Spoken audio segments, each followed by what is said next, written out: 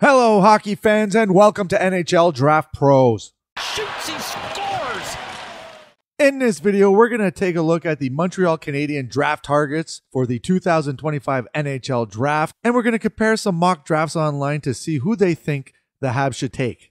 And if you want to see some scouting reports on some of these prospects, head over to NHL Draft Pros on YouTube or hit the icon below this video and it'll bring you to the homepage. And Habs fan, if you like hockey content, hit the subscribe and like button. I'd really appreciate it. Thanks. All right, so the lottery was on Monday, and we know that the Montreal Canadiens stayed at number 16 from a pick that they got from the Calgary Flames. So who are the Habs going to take with that 16th overall pick? Well, the NHL.com says that they're going to go with homegrown Justin Carbonneau, as is Craig Button from TSN. He decided to go with Carbonneau as well at number 16.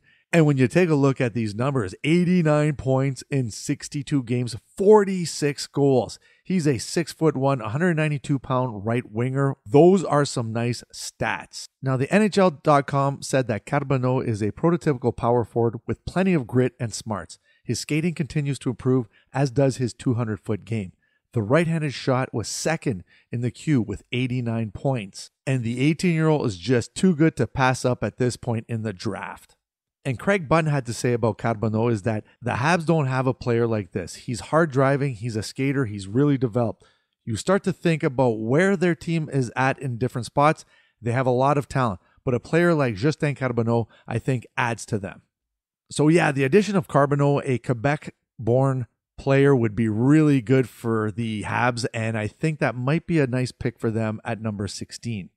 Okay, The Athletic. They went with Lyndon Lakovic from the Moose Jaw Warriors in the dub, and he had 58 points in 47 games, and he's a 6'4", 185-pound forward.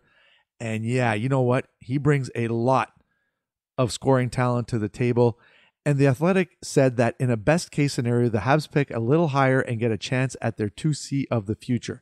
I don't think that's in the cards for them in this range, though, in which case I think a pro-built winger who can play up and down the lineup and a defenseman probably come in focus for their two picks. All of Lakovic, Bear, Carbonneau, even Malcolm Spence would fit the winger bill, but with Carbonneau off the board, Lakovic is the most natural fit for what they need to surround guys like Cole Caulfield and Ivan Demidov. So yeah, you can't go wrong with a big power forward like Lyndon Lakovic at number 16.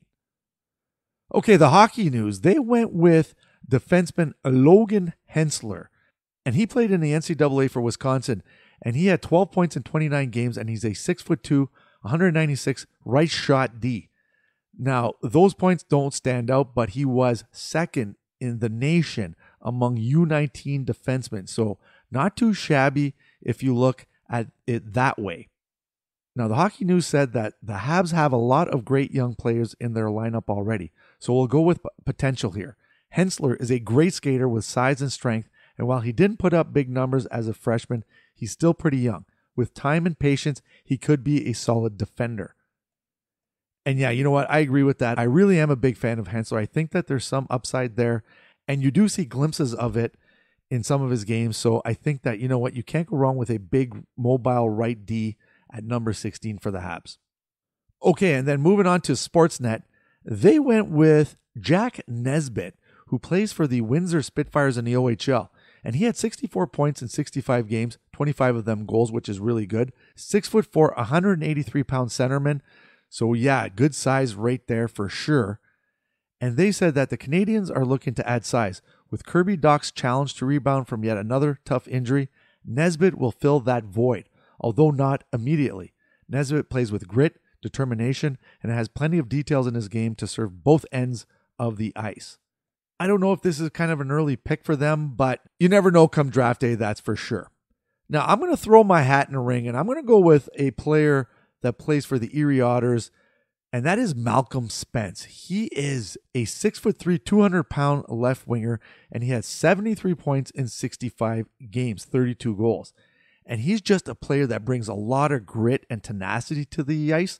So, you know what? It would definitely help the young core of the Habs and be a great addition overall. I mean, when you have a player that can score some goals and who has grit and hardworking like Spence is, I don't think that they can go wrong with that.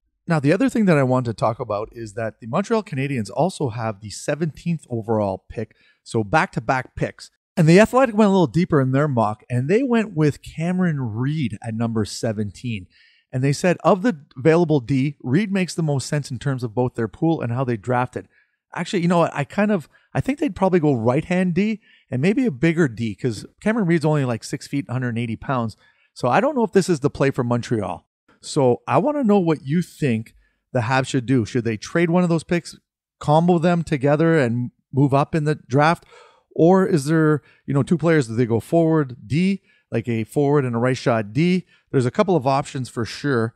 So let me know what you think, because it's going to be an interesting call by the Habs at this point. So yeah, we'll see what happens come June. And so that's it for this video. And as always, please help the channel grow by hitting that subscribe and like button. I'd really appreciate it. And we'll see you soon. Cheers.